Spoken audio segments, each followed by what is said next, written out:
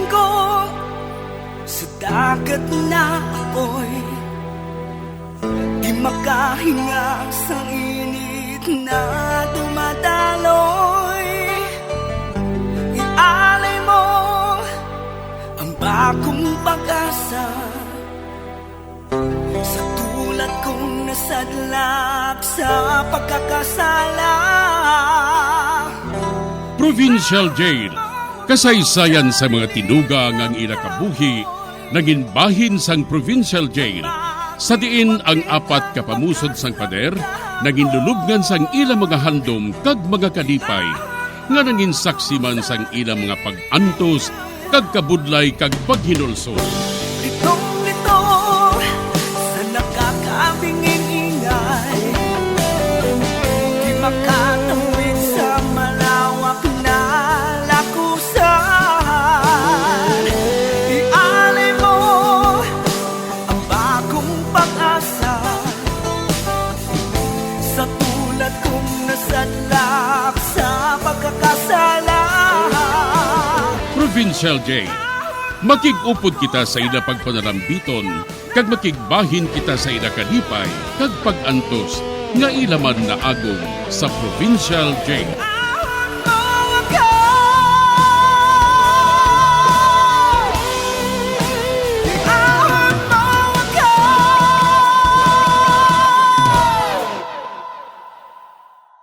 Bilanggo sa dagat na apoy, di makahinga sa init na dumadaloy. Ialay mo ang bagong pag-asa sa tulad kong nasadlak sa pagkakasala. Sa liwat maing adlaw sa inyo tanan mga palangga na mga tagparamati, sa karon nga adlaw padayuno naton ang katapusan sang sulat nga ginatagan naton sang kabuhi diri sa aton panatuntunan, Provincial Jail. Iawag mo ako sa nagliliyap na apoy, na aking matikman ang tamis ng sandali. Bahin sa nagligad, na priso si Chita. Apang ginbuligan siya ni Munina. Kag sunod sa abogado sini, hindi man siya magdugay sa prisuhan. Samtang si Wela naman, ginhambalan ko siya nga magtutom lang sa iya pagtuon, agod nalipay ang iloy sini, kung makabalik na ini sa ila. Diri sini nga bahin, mapadayo ng katapusan ko nga pagsaysay diri sa Provincial Jail.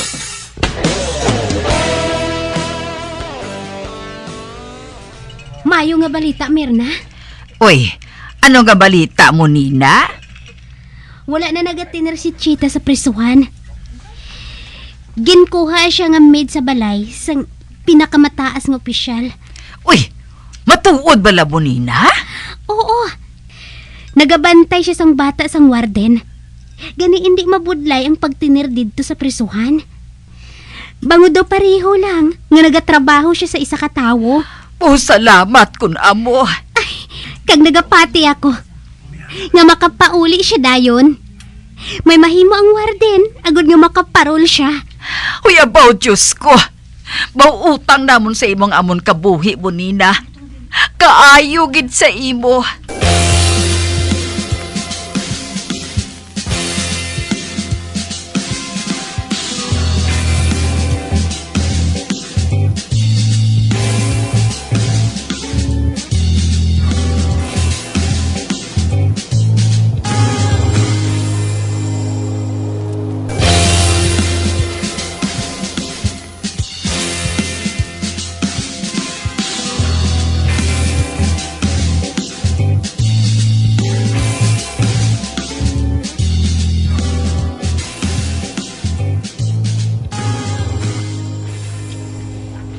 Nadula ang akong kahidlaw kay Wela.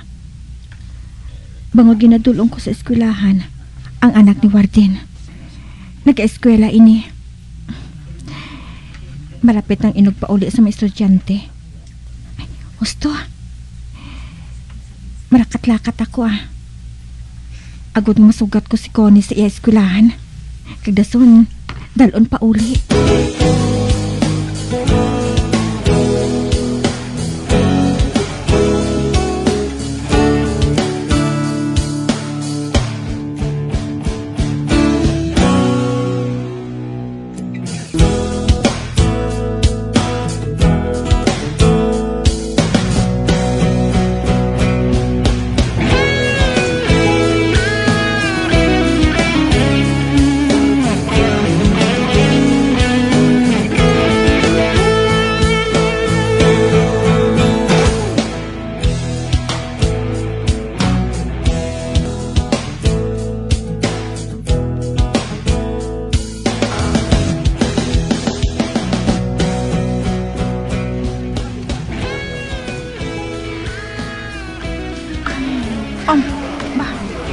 Sa unahan, may mga tao.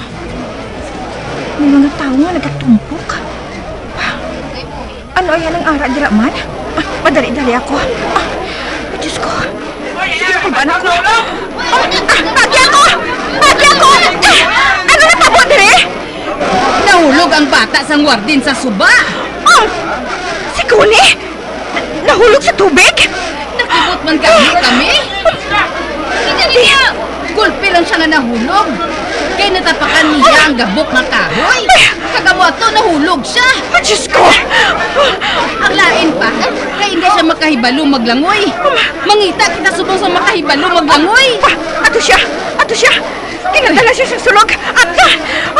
Dali lang ka mo ha! Bantayan ko siya sa unahan! Unahan ko pa! Pe, kagbabagi, nagdalagan siya sa pangpangho. Pagapauyon siya sa lawas ni Connie nga ginadala sang sulog.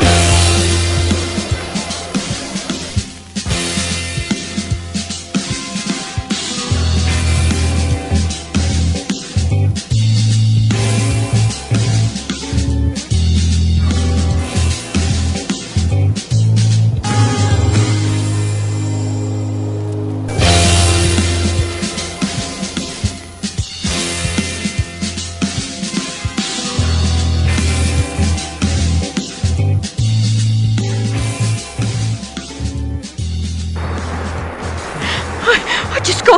Diyos ko! Paliki man ako nga maluwas ang bata nga inaha. Paliki man ako. Ari siya. Bantayan kong lawas niya diri. Kagdalon ko siya sa takas. Ara na! Ara ang lawas niya! Takpan ka! Nawilan ko siya sa bayo! Salamat! Dalon ko siya sa takas!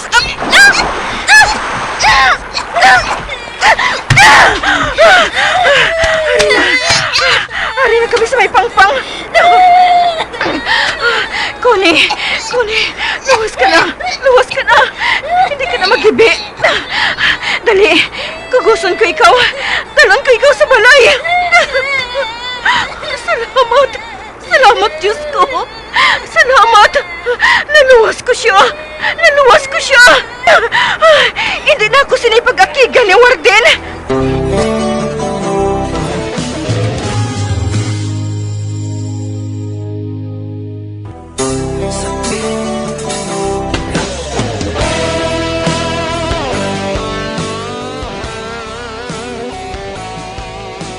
Aksidente nga nahulog ang bata nga ginabantayan ni Chita sa suba.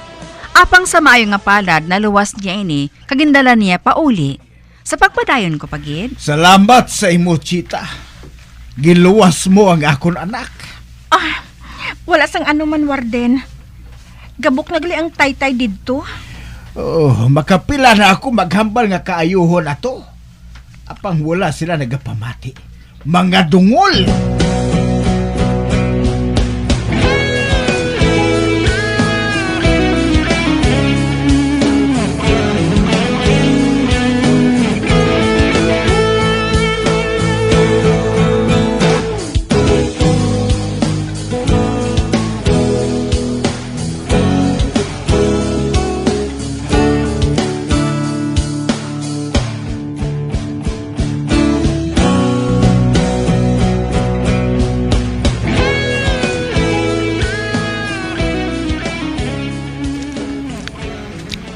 Mirna, mayo nga balita. Anong nga balita? Si Chita, ginhatagan sang parol. Kag maabot siya diri sa Domingo na. Ha? Uy, abaw, Diyos ko. May matuod bala? Matuod bala mo, Nina? Oo. Ginpahibalo ako sa ngakon abogado. Ginhatagan siya sang parol. Uy, abaw, salamat, gid. Makapauli na si Chita. Wala siya na isahan katuig sa prisuhan. Ginluwas abi niya ang bata sang warden nga nalumos. Kag amo ina. Ginhatagan siya sang parol bilang padya. Mirna, sadyaw nato ang pagbalik niya. Hatagan ko ikaw sang kwarta para nga ibakal sang aton handa sa salusalo. Ati, huo mo, Nina. Sige. Hatagan ko ikaw sang kwarta. Kag ikaw na ang bahala sa pagpamakal sang balaklon. Kag mga pagkaon naton. Ati, huo mo, Nina. Huo.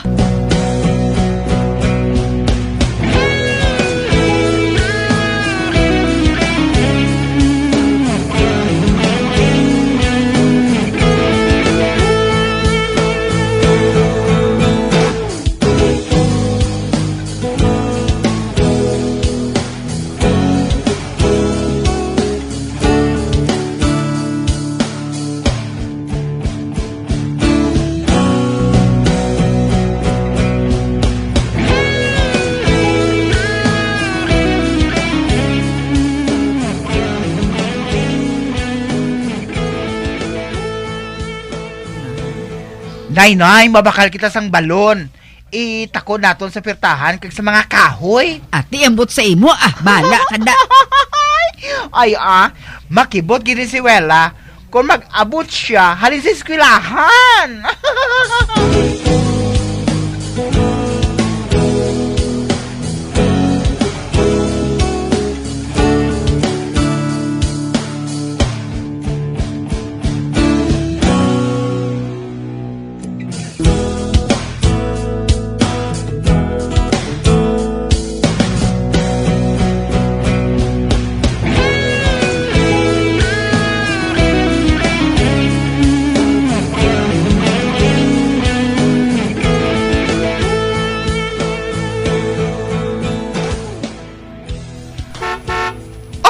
Ara na, may nagdulog na nga taxi.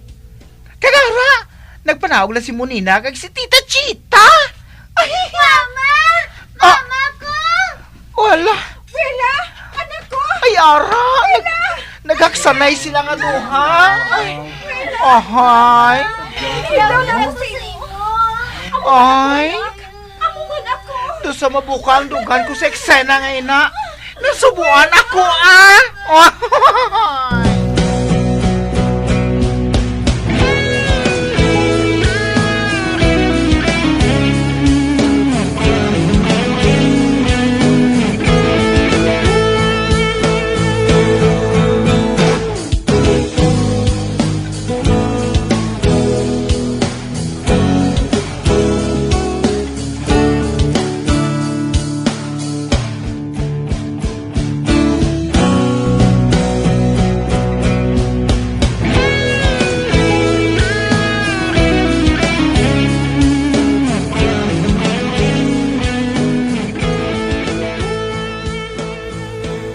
Ay, salamat, gid mo, Nina, ha? Wala sang kaso Bisan paano, nakabulig ako sa mga tao na nagakinahanglan sang bulig. Hindi pareho sa akon sang una. Nga wala gid sang may isa nga nagbulig sa akon. Gali na preso ako sang 8 ka tuig sa bilangguan.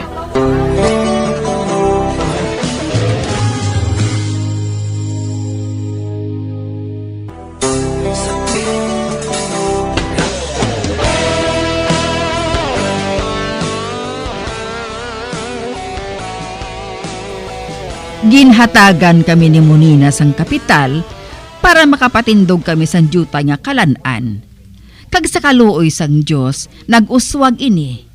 Si Munina masami nga nagakadto sa balay kag ginakabig man namon siya nga katapos ang amon panimalay. Ang natabo sa kay Wela wala na namon ginahambalan. Kag salamat man kay wala ini sing epekto sa kabuhi niya ang ginbuhat niya sa iya amay. Hasta diri na lang ang akon pagsaysay, ang tagpasakop, tawga lang kay Mirna sang Negros Occidental. bilanggo sa dagat na apoy.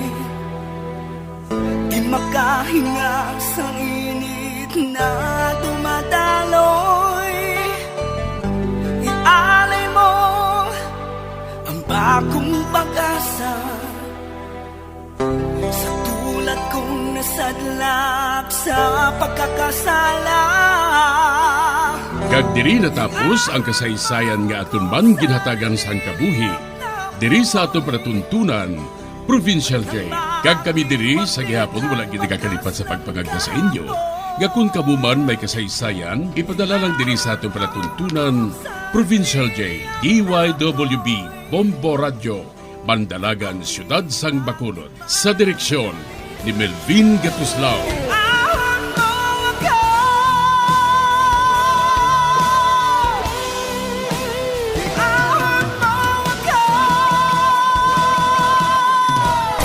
Bombo Radio Philippines. Patuloy na #1 sa drama. Basta Radio Bombo!